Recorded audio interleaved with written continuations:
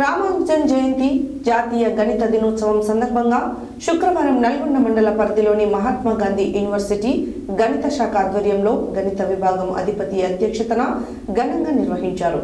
ఈ కార్యక్రమానికి ముఖ్య అతిథిగా మహాత్మా గాంధీ యూనివర్సిటీ ఉపకులపతి ఆచార్య చొల్లెటి గోపాల్ రెడ్డి హాజరయ్యారు. ఈ సందర్భంగా వారు మాట్లాడారు.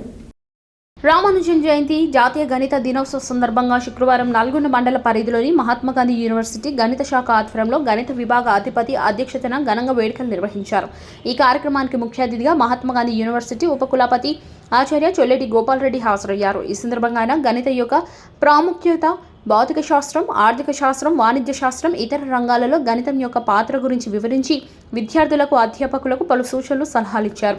అనంతరం జాతీయ గణిత ఉత్సవాలను పురస్కరించుకుని నిర్వహించిన వ్యాసరచన, వక్తృత్వ పోటీలలో గెలుపొందిన విద్యార్థులకు బహుమతులను ప్రదానం చేశారు. ఈ సందర్భంగా science college principal professor Annapurna RS Butti మాట్లాడుతూ సకల శాస్త్రాలకు గణితం తలమానికమని మరియు మానవుని మడగల గణిత శాస్త్రంతో ముడిపడి ఉందని తెలిపారు. గణిత శాస్త్ర విభాగాధిపతి డాక్టర్ పి మదిలేటి మాట్లాడుతూ సమాజంలో గణితం మీద ఉండే భయాన్ని, అపోహాలను తొలగించి గణితం వైపు విద్యార్థి దశ నుండే ప్రోత్సహించాలని సూచించారు. అదేవిధంగా శ్రీనివాస రామానుజన్ చరిత్ర ఆధారంగా తీసిన చిత్రం ద మ్యాన్ హూ నోస్ ఇన్ఫినిటీని తప్పకుండా పాఠశాల విద్యార్థుల్లో ప్రదర్శించి విద్యార్థులను ప్రోత్సహించాలని అభిప్రాయపడ్డారు.